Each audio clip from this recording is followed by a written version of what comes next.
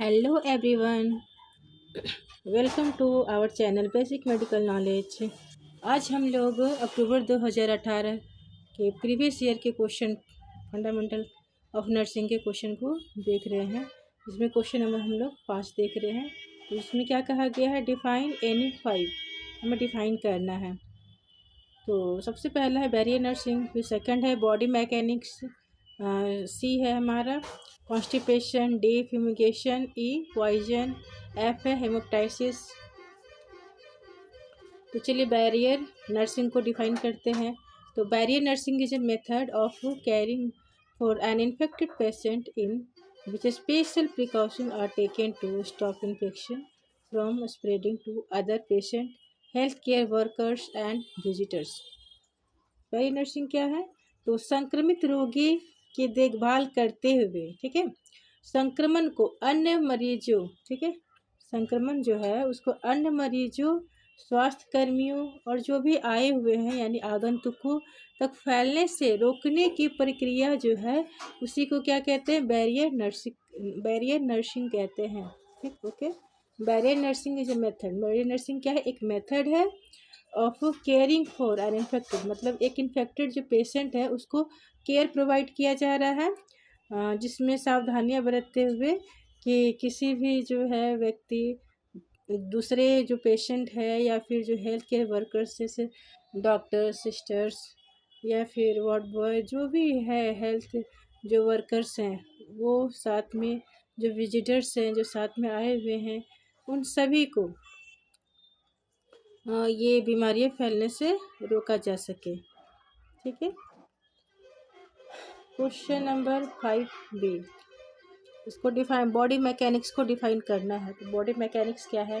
तो body mechanics is the proper way of using our body while standing, sitting, lifting, moving and carrying objects to prevent injury and reduce strain on muscles and joints।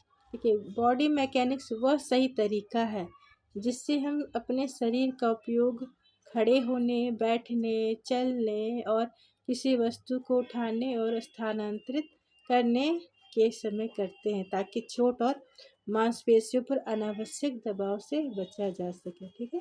Body mechanics क्या कह रहा है? Body mechanics is the proper वे, एक proper way है हमारे body को खड़े, standing, sitting, lifting का एक वे है जिससे कि किसी खास जगह पर स्ट्रेन, प्रेशर या फिर स्ट्रेन, इंजरी ये सबसे बचाया जा सके। ठीक है।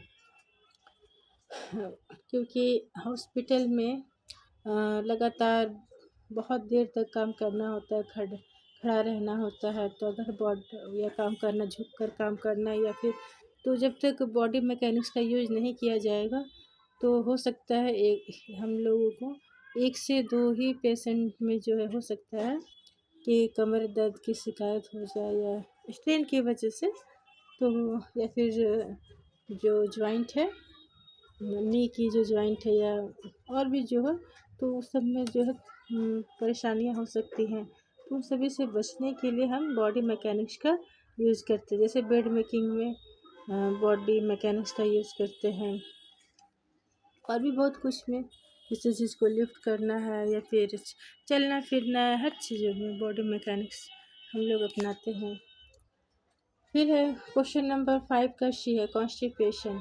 कॉन्स्टिपेशन क्या है? Constipation is a condition in which a person has difficulty in passing a stool, passes hard and dry stool or has infrequent bowel movements usually less than 3 times per week।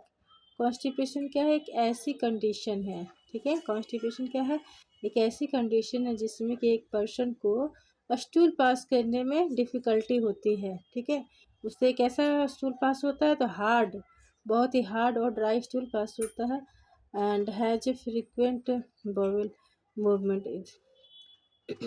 और क्या होता है उन्हें, मतलब उन्हें जो है ना, मतलब इतना ज़्यादा कॉन्स्टिपेशन हो जाता है कि usually less than 3 times per week, मतलब कि एक वीक में भी कम से कम वो मुश्किल से 3 बार या फिर 3 बार से भी कम बार वो स्टूल पास कर पाते हैं। ठीक है, तो इसको हिंदी में कैसे बोल सकते हैं कि कब्ज एक ऐसी स्थिति है जिसमें व्यक्ति को त्याग मल त्याग या फिर कह सकते हैं शौच करने में कठिनाई होती है, मल सख्त हो जाता है या कई दिनों तक शौच नहीं होता है। ठीक है,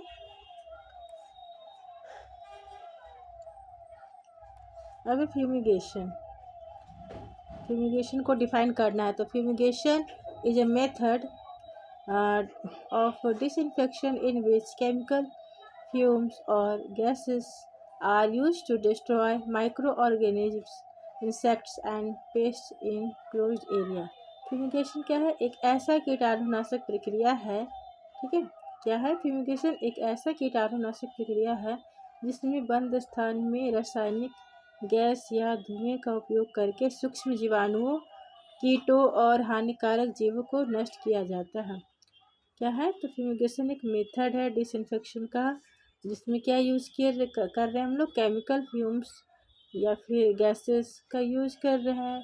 किस लिए यूज़ कर रहे हैं? तो माइक्रो ऑर्गेनिज्म को डिस्ट्रॉय करने के लिए, उसे नष्ट करने के लिए, सूक्ष्म जीव जो है उसे नष्ट करने के लिए, सूक्ष्म जीव हो या इंसेक्ट्स हो।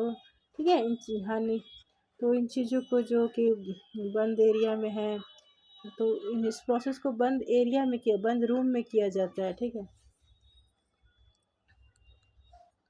फिर है ई, क्वेश्चन नंबर 5 का ई है, इसे हमें डिफाइन करना पॉइजन को। पॉइजन मीन्स क्या होता है? विष या फिर जहर।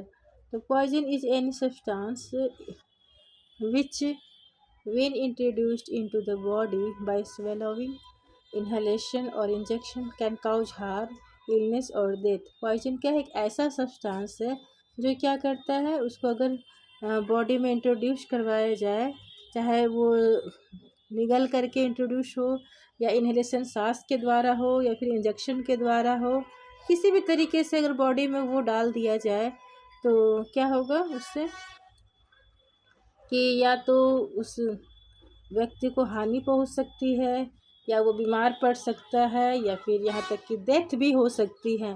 ठीक है, विष कोई भी ऐसा पदार्थ है जिसे निगलने, सांस के जरिए अंदर लेने या इंजेक्शन के माध्यम से शरीर में पहुँचाए जाने पर वह नुकसान, बीमारी या मृत्यु का कारण बन सकता है। विष क्या है या जहर क्या है? कि कोई भी ऐसा पदार्थ है जिसे निगलने, सांस के जरिए अंदर लेने या इंजेक्शन के माध्यम से शरीर में पहुंचाए जाने पर वह नुकसान, बीमारी या मृत्यु का कारण बन सकता है। फिर देखिए हेमोप्टाइसिस। ठीक है, तो हेमोप्टाइसिस क्या है? Haemoptysis is the medical name for coughing up of blood और stained sputum from the respiratory tract, means की लंग्स और ब्रोंकियल ट्यूब्स। ठीक है, हेमोप्टाइसिस क्या है? तो ऐसी एक मतलब मेडिकल नेम कहा गया कफिंग के लिए। ठीक है, कि अगर खून वाला अगर खांसी हो रहा है या फिर जो है कफ खखार में यानी कि स्पूटम में अगर ब्लड आ रहा है तो उसी को क्या बोलते हैं? हेमोप्टाइसिस। ठीक है, हेमोप्टाइसिस क्या है? वह स्थिति है जिसमें व्यक्ति खांसी के साथ खून या खून मिला हुआ बलगम निकलता है। ठीक है, यह खून जो है कहाँ से? तो श्वसन तंत्र, फेफड़ों या श्वास नलियों से आता है। यह खून कहाँ से आता है? तो श्वसन तंत्र जो कि है फेफड़ों या श्वास नली से आता है। ओके, उसके बाद हम लोग जो है क्वेश्चन नंबर 5 का बी करते हैं। तो इसमें कहा गया है write the full form of following abbreviation. QC का फुल फॉर्म क्या होता है? Quality control. LAMA, L for left, A for against, M for medical, A for फिर advice. Left against medical advice यानी कि बिना मेडिकल एडवाइस के छोड़ देना। ठीक है, उसके विरुद्ध जा कर के छोड़ देना। जैसे हॉस्पिटल में कुछ पेशेंट्स क्या होते हैं, छोड़ देते हैं, मतलब अपने मन से चले जाते हैं, तो वो क्या कहलाता है? लामा कहलाता है। ठीक है, बिना किसी सलाह के वो एडवाइस के वो चले गए। बीडी का फुल फॉर्म क्या होता है? बिस इंडाई।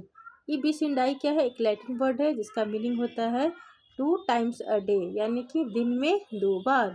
सीपीआर का फुल फॉर्म क्या होता है? Cardio pulmonary resuscitation. CPR का फुल फॉर्म क्या होता है? Cardio pulmonary resuscitation. STD का फुल फॉर्म क्या होता है? Sexually transmitted disease. Sexually transmitted disease. HS का फुल फॉर्म क्या होता है? होरा सोमिनी।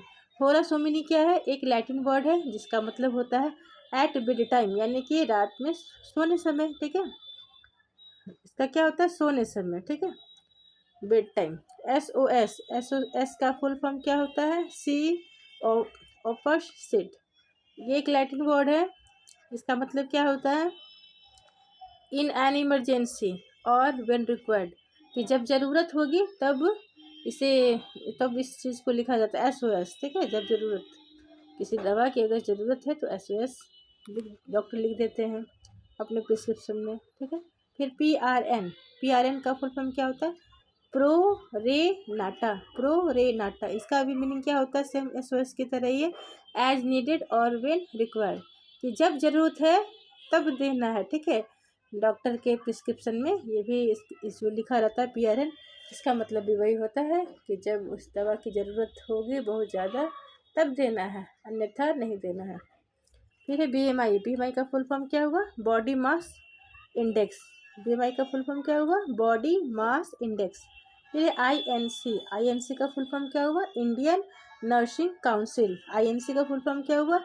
Indian nursing council. Question number 6, choose the correct answer. हमें करेक्ट आंसर को चूज करना है।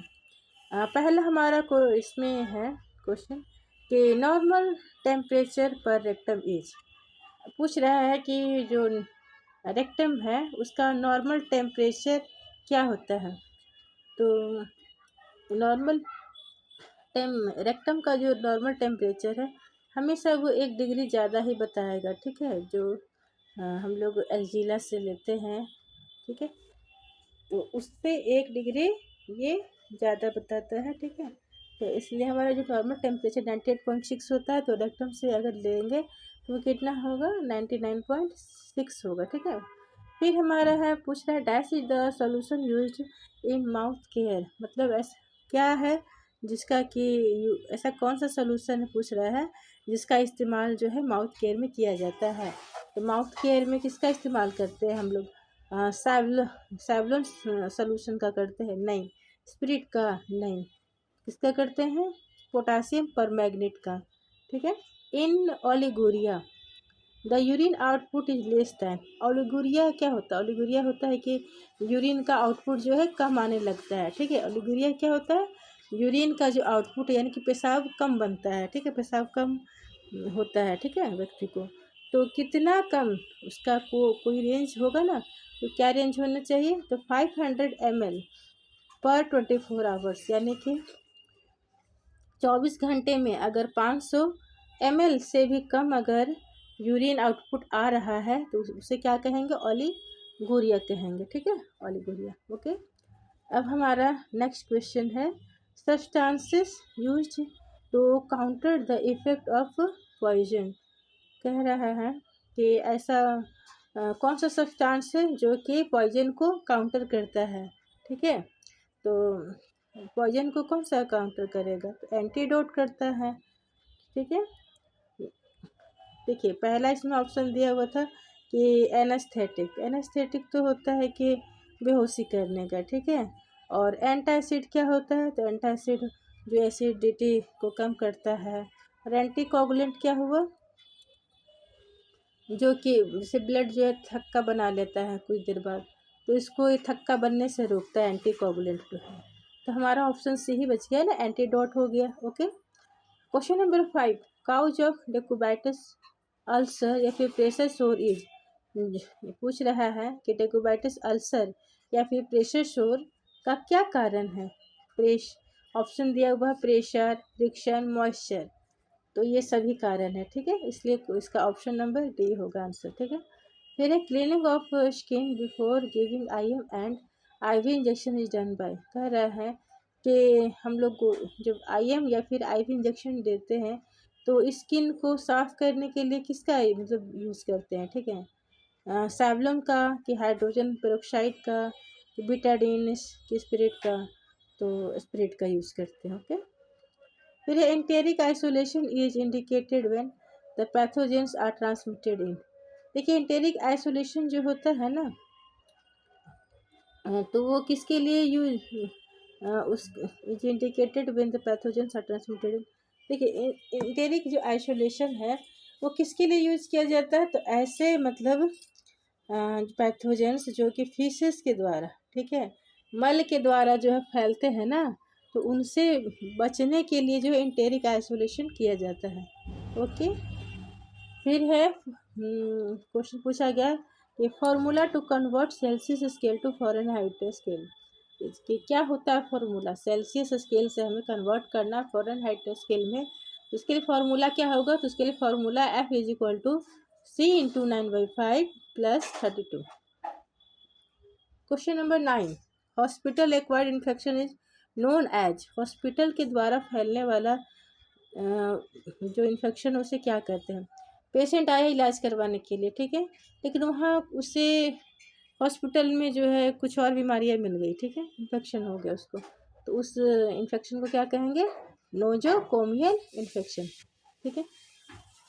हॉस्पिटल एक्वायर्ड इन्फेक्शन क्या कहलाता है, नोजोकोमियल इन्फेक्शन। फिर है the mechanical device use to prevent foot drop. जो कि मैकेनिकल ऐसा डिवाइस पूछ रहा है जो कि फूड ड्रॉप को पूछ रहा है कि मैकेनिकल डिवाइस जो कि प्रिवेंट करता है फूड ड्रॉप को, वो क्या है, वो बेड ब्लॉक है कि फुट रेस्ट है कि बैक रेस्ट है कि नी रेस्ट है। तो देखिए फुट ड्रॉप होता है क्या, फुट ड्रॉप होता है ना कि पेशेंट जो बेड पे मतलब लंबे समय के लिए पड़ा हुआ है तो उसका पैर भारी हो जाता है, उठा नहीं पाता है, उनके नर्व डैमेज वगैरह हो जाते हैं, ठीक है, तो उन सबसे बचाने के लिए क्या किया जाता है, तो फुट रेस्ट, ठीक है, दिया जाता है ताकि जो है नर्व डैमेज वहाँ के ना हो, पैर वो आराम से वो उठा सके, ठीक है, उससे बचने के लिए फुट रेस्ट का यूज़ किया जाता है। Okay, thank you so much, आज के लिए इतना ही, ठीक।